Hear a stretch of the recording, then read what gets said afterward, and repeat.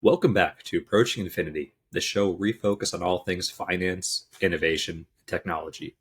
Today, I'm pleased to introduce Mr. Austin Hare.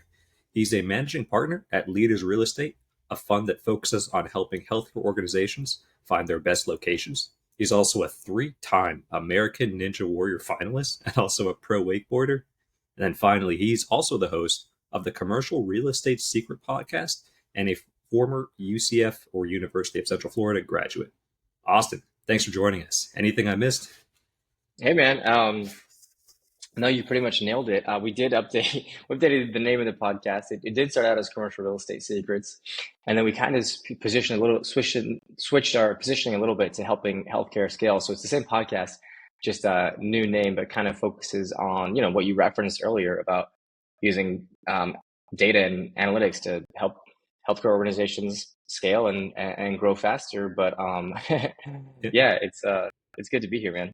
No, that's good. Always, no, thanks for joining us. I think, from a few recent episodes, and since we kind of more or less started season 2 of the podcast, we wanted to bring in a variety of guests, and now we're kind of going on a fund manager fiasco, so to say. So we're bringing in a variety of fund managers who I think our guests can relate to, and we also have a connection with. So for you yourself, right, we've been in a similar networks together. We're both native Floridians and both doing fund manager stuff. So I feel like your insights and your value add to our audience would be amazing.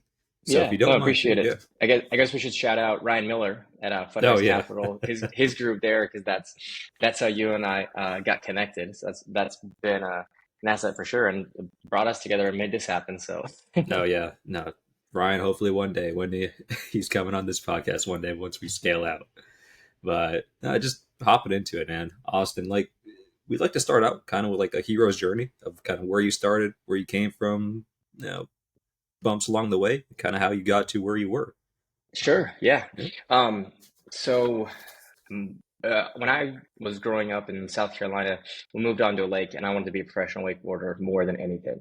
I saw some guys out there. They were running around doing flips. I thought it was like the coolest thing, and so essentially, like that's what I dedicated a lot of my time to. I luckily my parents pushed me to do good in school, so I always tried to make good grades and that sort of thing. But really, I told myself if wakeboarding ever got in the way of school, I would choose wakeboarding because that has a finite window to it as your body ages. But luckily, it didn't. So I after graduated high school, I moved down to Orlando, Florida, so that I could wakeboard full time, and I went to UCF, and I ended up graduating from there. So it didn't conflict too much. But it was really fun. Got to travel, I think, about 30 countries. I kind of lost track. Did it for like over 10 years professionally. Won the world championships and as a professional wake skater, Oh, which is like a congrats. like wake it's like skateboarding behind the boat, but really focused mostly on wakeboarding. I got second place in worlds. That was kind of like my best finish. And yeah, I kind of started to see the writing on the wall, where it was like my body's getting older. I see like athletes, they peak really early, and your income goes down as you get older, and that's not cool. So I started thinking about ways that I could transition out of that, and so that's when I looked at opening up a business called Nine Round. It was as a franchisee. So there's kind of like there's I'll do my best to kind of narrate, but there's a lot of different components happening all at once. I'm sure you're familiar. Like we all wear multiple hats. Right. So I was as I was getting older, my wakeboarding career was kind of winding down. I started opening up some fitness centers called Nine Round. It's a French kickboxing 30-minute fitness franchise. And what happened during that point in time was I met my partner who did some site selection analysis for us. And so I kind of was doing things off gut feeling. Like I picked the first location in 2013, and it went really well. Thought I knew what I was doing. Picked the second location about 2 years later. Did an acquisition for the third location, but the second location that I picked really was not good. And so when I was working with my partner, I told him, "Hey, I want to go to Winter Park because that's the cool, sexy area. That's where you got to be. Mhm. And I want to stay away from Kissimmee because those demographics are kind of garbage." Well, he ran a competition analysis and a demographic analysis. And what we found was Kissimmee is wide open and Winter Park is super saturated. It's full of competition. Rents are really high. And I just had no idea because you can't make good decisions without good data. So at this stage, I had retired from wakeboarding because I was kind of doing both for a Mhm. little while. Like I was wakeboarding. I was in school at UCF, and then I had bought my first house where I was doing what you would call like, house hacking, where you lived Yeah. and got a bunch of roommates. At this point in the journey, I was completely exited from wakeboarding. I had two residential properties that I was doing Airbnb with, and then really focused full time on these fitness centers. And so when he ran his analysis and we found out like, hey, you don't want to go to Winter Park, you want to actually go to Kissimmee because that's where the future growth is. It's like, wow, that's really interesting. What ended up happening at that stage, ironically, before I could do any more locations, I got in a major disagreement with my franchisor. Hmm. He was finding us for doing group sales and like had changed the operating agreement, and I was very upset about it. But luckily, that caused me to sell right before COVID. Oh, So that's it's perfect. actually a great. Yeah, I'm very thankful that he was a difficult person to do business with because I exited before all of COVID came down and really disrupted the retail fitness space as I'm sure you're aware. So at that stage, I exited the gym. I was working with Alex Shomozy, and so they were very profitable. So that was all great. And then I started working with my partner full time on the commercial real estate side. And so, he had been doing urgent cares for about 10 years at the stage and just running the same processes, finding like, hey, where are these good retail locations that we can drive the traffic counts and the patient counts. So it's a very similar process. And we started doing that and really as a way to cast a wide net to, hey, let's bring these groups in, these healthcare groups, meaning it could be dental or derm or behavioral health or urgent care or even vet.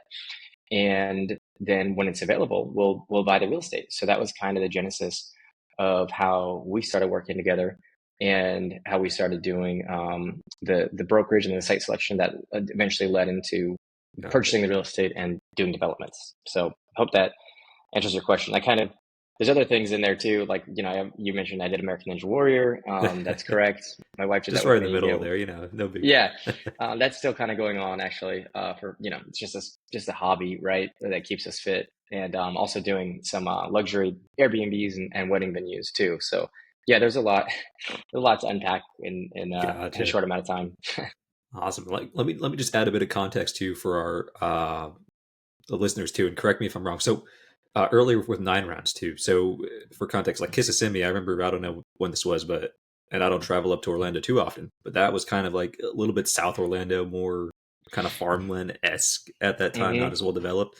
And then Winter Park, I remember like I've heard of that down there. It's like one of those futuristic kind of cities. So your partner essentially found the analysis, did the demographics where it was, hey, this is a much more let's say profitable area to go into and develop out to. So therefore, you went there, sold before COVID, and that's kind of how you more or less found your passion for data analytics, and Yeah, that carried over to leaders real estate. yeah. So we Okay. never actually ended up opening the fourth location because that's when they started changing the operating agreement for the franchise, like to make it very difficult to Mhm. implement the systems that were making us money. That's another story, but that's what we had. I had said, hey, Winter Park is cool. That's like all the cool fitness chains are here, and like we got to be here to have a presence. But that's kind of like the reason why the study showed that we shouldn't be there. So like when he ran his Okay. analysis, it was the competition, it was the rent, it was the income demographics, all this kind of stuff. And like while the income demographics were slightly lower, well, they were a lot lower in Kissimmee. And to be more specific, like if you go, Kissimmee is very far south. Yeah, that's the farmland, but it was growing. And if you go a little bit north, you actually have this area called like Narcoossee and or like Nona area, and that's like right north of Kissimmee. And Hmm. so we'd actually identified the area in Narcoossee, which is where we had a lease. We were like literally we had the location identified, like we were literally ready to sign the line because we knew that all the future growth was going there. And then that's when we pulled out. But yes, to answer your question, that got me interested in the site selection process for a Gotcha. lot of these groups because it's like I had worked with a broker for my other locations and nobody had done anywhere near as extensive analysis as he had done. So that got me really impressed and sold on the concepts. So yeah, it was a relatively, and then what happened was when I exited the gyms, he and I were talking and it was kind of like a blue sky. Like we could really go anywhere. And so it's like, what asset class do we want to focus on? Well, he had been doing urgent cares Hmm. because there's less competition into the development world and the brokerage world for healthcare than there is for call it like the major retailers that you might think of, which is like Starbucks and Chipotle and Panda and 7-Eleven, Right. the list goes on.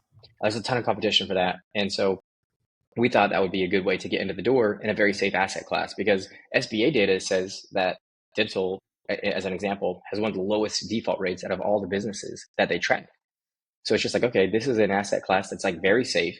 It's not really as popular or as talked about. So this is a great way for us to go get our foot in the door, start developing relationships with clients, and start getting, first pick at some of these real estate deals as they come up. Gotcha. Yeah, that puts things into a lot better perspective for me, and that's incredible.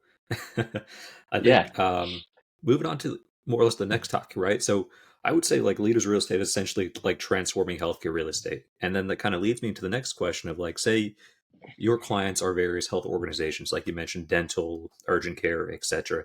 How do you determine the appropriate site selection for your clients, so to say, and then how do you ensure profitability for your own for leaders real estate?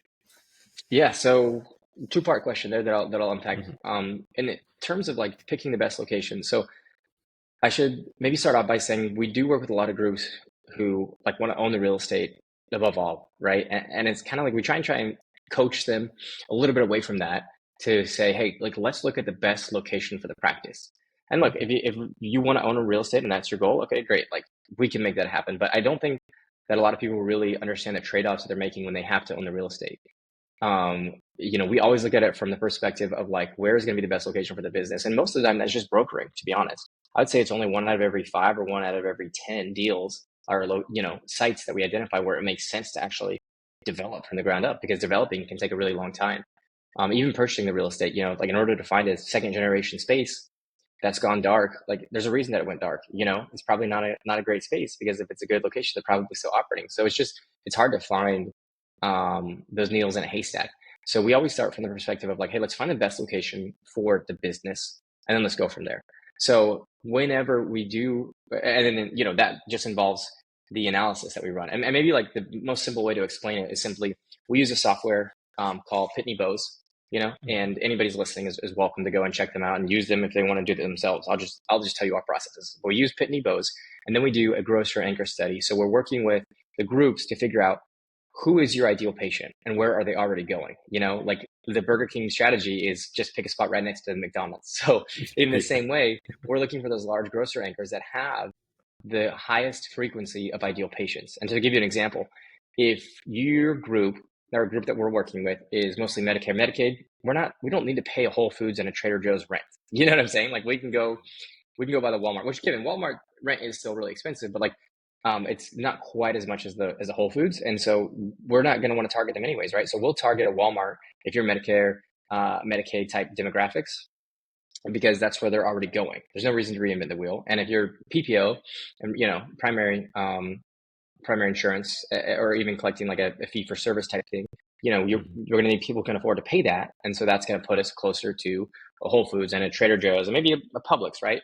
Anyways, once we had that information, what we start to do is tier all the different grocer anchors in the area, and we'll color coordinate them. So like a tier one could be a green. This is like you've got the most ideal patients that are already going to this grocer anchor right here, and then we might have call it an orange, and then a red, and then a blue, and so everything's color coordinated. We put those down on the map, and then we look for the clusters that have the most tier one, tier two grocery stores.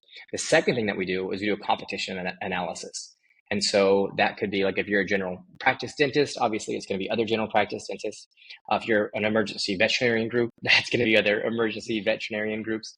Whatever it is, we'll look for that competition, and then we put that layer on the map too. So then, in its simplest form, it's the most amount of tier one grocery stores with the least amount of competition.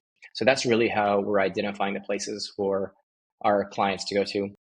And then from there, and by the way, we use Google Maps, which is a free, like to do these layers, to actually put these layers down. It's a free service. Anybody can do it, right? And that's just Mhm. what we use because it's simple and it's easy. We've been doing it for a long time and it works. So, I don't want anybody to think like this is like something that's just so crazy and expensive. Like, it doesn't really cost our clients anything, um, because we get paid from the landlord side anyways. So that's the first part of your question. The second part, how does a leader structure it? Well, going back to working with different retailers, the thing about healthcare is that it is capped by insurance regulations and even Medicare and Medicaid, which is government regulated. So you're in this weird kind of position where we have a growing patient base and we have like a business that has strong fundamentals. Like there's not really a whole lot of groups that are going out of business. but they can't increase their rates to keep up with inflation. So they're getting squeezed. So what that means is like they're kind of growing and bursting at the seams, and they need to do new locations, but they're limited in what they can afford to pay in rent. And you have a lot of developers who would love to go develop like a single freestanding building, but that's going to be the most expensive rent per square foot because you're not utilizing your economies of scale by developing the most square footage that you can.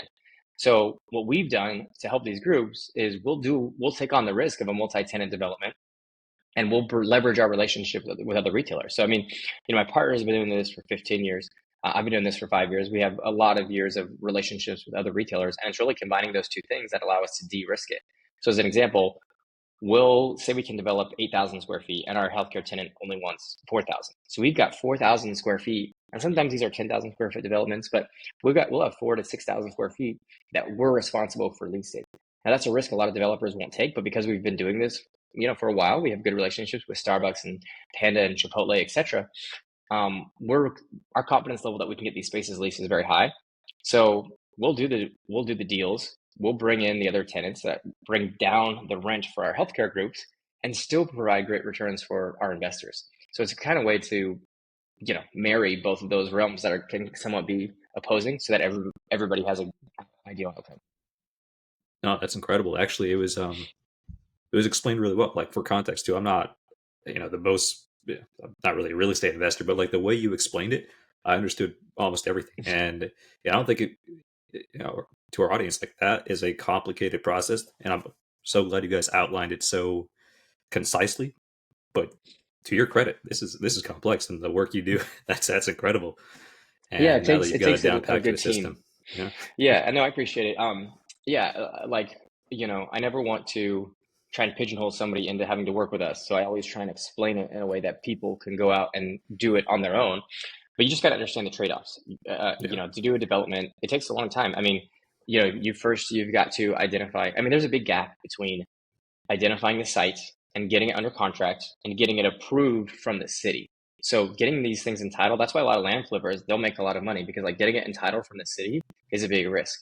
You've got to make sure that your intended use is compatible with the city plan. And then you have to deal with the government bureaucracy. Like yeah. a lot of times there's several weeks in between meetings of just getting your initial preliminary questions asked. So like the pre-submittals, and and then this pre-site plans, and then you start working with an architect. I mean, usually it's about 18 months by the time you actually close, by the time that your group can be operating, just because there's so much that goes into it. Yeah. Yeah, and I didn't know that. That's incredible too. And to ask a few follow-on questions, are you focused primarily in the Orlando and surrounding areas, or are you all throughout Florida, so to say? Or do Well, you have any actually, plans for we work expansion? nationwide. Yeah, so I think that we of course we do a lot in around Orlando, around Florida, because there is, we just live there, so we make more Yeah. relationships, more connections. But the process is really the same nationwide. So we're doing a deal out in Oregon right now. It's fundamentally the same as one that we're doing in St. Cloud, which is like right outside of Orlando. But it's essentially, we will do our analysis, which we're using software, so that is not geographically limiting at all. We're doing a lot of the same processes that anybody could do anywhere. We're using like CoStar to find out available spaces, and then we'll physically fly in or have somebody fly in to look at any off-market listings that we can identify, from driving around to the Mhm. areas that we've identified. So there definitely is like a negative stigma around using, when you think real estate, you just think local, and I totally get it. Mhm. But what we have to kind of educate people on sometimes is the fact that when you do use a local broker, there is often a chance of like having not their fiduciary interests at heart, if that makes sense. Like Like a a bias local to broker the might, actual local area. well, yeah, they might, a local broker might have relationships. Oftentimes they do have relationships with local landlords, meaning like Mhm. they might get a double commission, because now if they're representing you as the tenant and they're representing the landlord, there's a double commission. So like the financial incentives don't always align by using somebody local. So like we don't Gotcha. have any conflicts of interest with somebody that's halfway across the country. Like we're not working with any local landlords over there. We're tenant driven, so we're just going to wherever the tenants uh, tell us to go. But yeah, that being said, we have a hyper focus on Florida. We do know Gotcha. these markets really well, and the relationships with the groups are a little bit stronger because we've got roots here. On that note, too, do you find it challenging, like doing the expansions and offering brokerage services, site selection services, and the respective data analytics, or is it more like rewarding? I guess a better way to Well, phrase yeah, it: what are the challenges? What are the benefits? yeah. So everybody kind of serves their role, on in our organization. My role is you mentioned the podcast, helping healthcare scale podcast. Little peek behind the curtains. That's like we do that as content based networking. To meet with groups that we can find out on the call. Hey, is this going to be a good fit, and can we do business with you? We also at the same time want to provide value by allowing them to kind of talk about their business, and then they can promote it as they see fit through social media or whatever. Um, so yeah, and then like we'll go to events or specifically I will go to events and I'll network with a lot of these same groups that I've been building relationships with through the podcast. And it takes a while to get trust of a large organization or any organization for that matter, yet alone if they're doing 50, $100 million a year, like, you got to really prove yourself. And that takes time and that takes years. My partner, he's really spearheading the development. So like overseeing a lot of the entitlement processes and then managing the general contractors. And then we have another analytics guy that we work with. He's running the analysis, like the demographics and the competition, and looking at the data that we pull from Pitney Bowes. And then we have like a couple other people on the team who do the site scrubbing, meaning like they are going on CoStar and they're calling a bunch of different places, doing the work of figuring out what's available, what's not available within the areas that we select. So everybody just kind of has their role, and we try and focus on that. Gosh, no, that once again, I want to thank you for going so in depth too on this. This is I'm going to watch this back a few times just to understand. But oh, this is great. I think as for let's say the vision, right? What do you see yourself doing, either with Leaders Real Estate or through the podcast? What is the vision? What is the end goal? Yeah, we want to own a lot of assets, like a lot of buildings long term. And that kind of when you're optimizing for, I don't know, maybe we'll call it generational wealth, Yeah, which I don't really like that phrase because I feel like it has like negative connotations now because it's maybe getting a little bit overused. But like when you're optimizing for generational wealth, a lot of times that might come into contradiction with what you can do to maximize your IRR today. And so maybe to provide some more content or context around what I mean, IRR, the internal rate of return is time bound. It's your rate. Refers to time. And so that means you're always racing against the clock, and you make decisions based on driving IRR, which aren't necessarily always good long-term decisions. And a lot of developers focus on that. And I get it because that's the metric that investors look at. Investors are constantly saying, what is my IRR? What is my IRR? And the IRR accounts for like how long your money is out, how quickly you get the cash back, and what the total uh essentially it accounts for compounding is the best way to kind of describe it. But what it doesn't account for is when you sell the deal, it doesn't really account for the taxes that you owe. And the other thing that it doesn't account for is your cash on the sidelines. So maybe an example can help with this. One of the deals that we flipped, we got a 54% ROI. We were in the deal for a year and a half, so the annual rate of return was about like 37%. And so on paper, that looks really great, and it was great.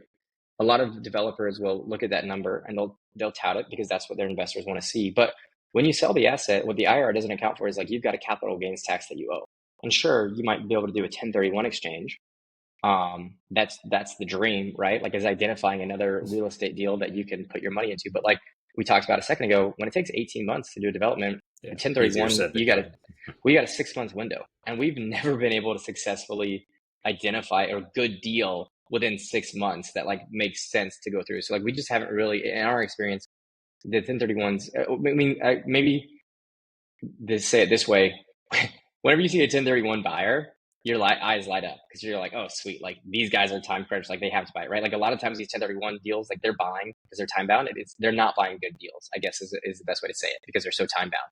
But anyways, what it creates is like you've got to sell an asset as quick as possible, which means you're either paying short-term or long-term capital gains, and then your cash is sitting on the sideline. So with that deal that we sold, okay, that was great. I mean, it checked all the boxes. We got great IRR for our investors.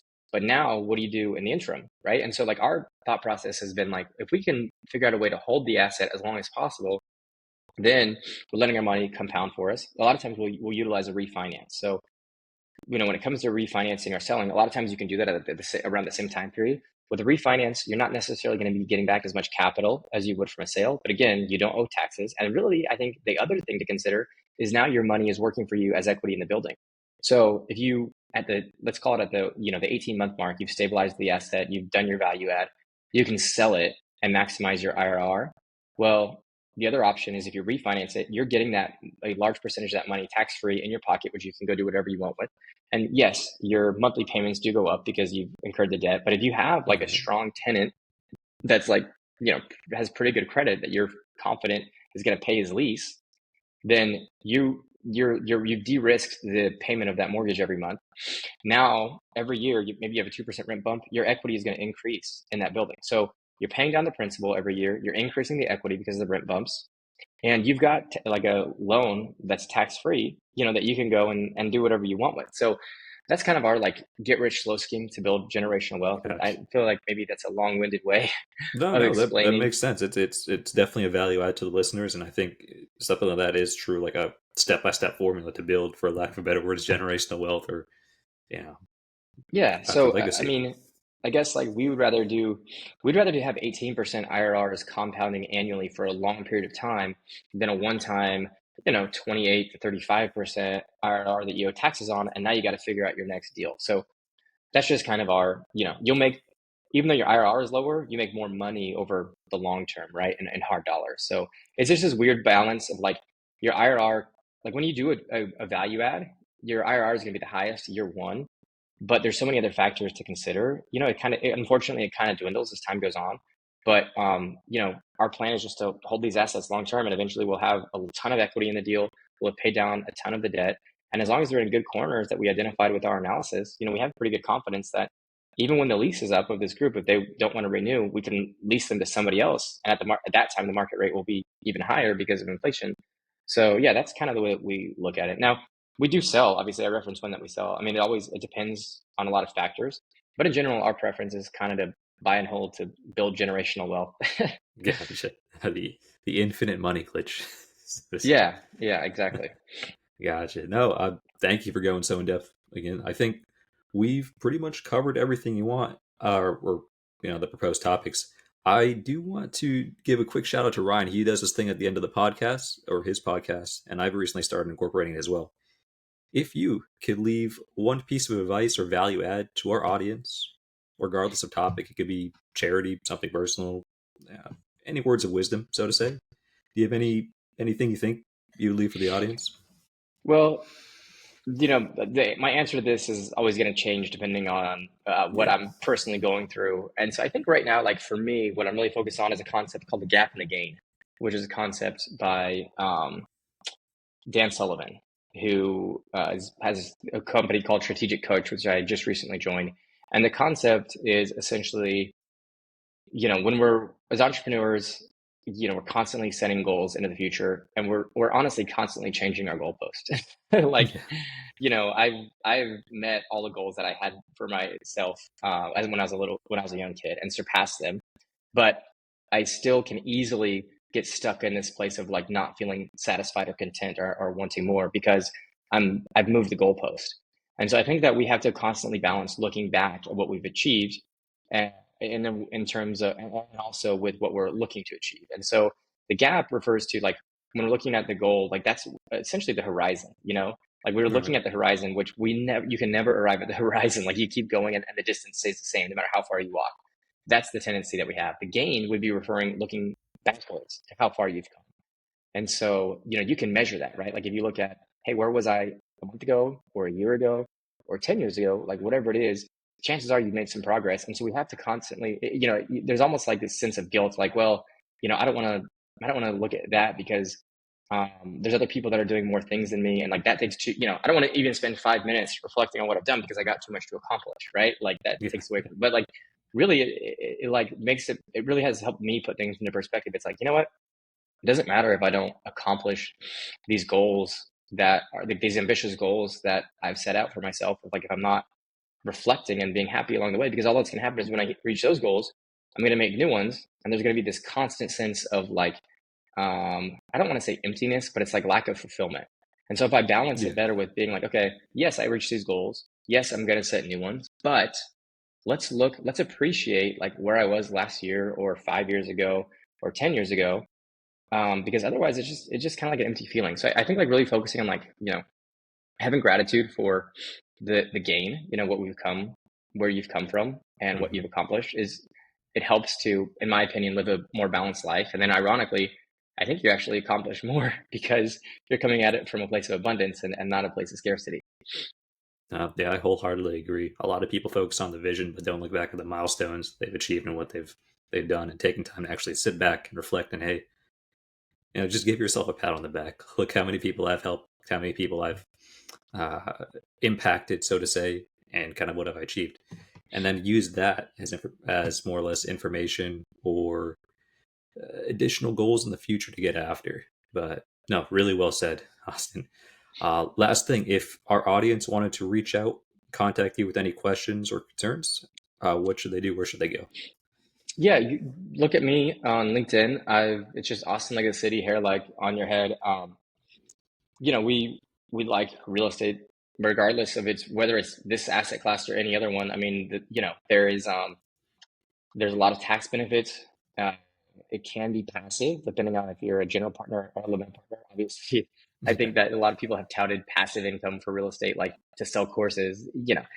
It's not if you're running these buildings yourself, it's not passive, but it doesn't mean that it's a bad deal. Whether you partner with somebody who's running it or whether you run it yourself, we just like talking about real estate. The appreciation, the devaluation of the dollar, inflation, utilizing debt as a way to get tax-free dollars in your pocket, the amortization concepts, just led to the consistent cash flow, like whether or not it's our deals in healthcare or just real estate in general.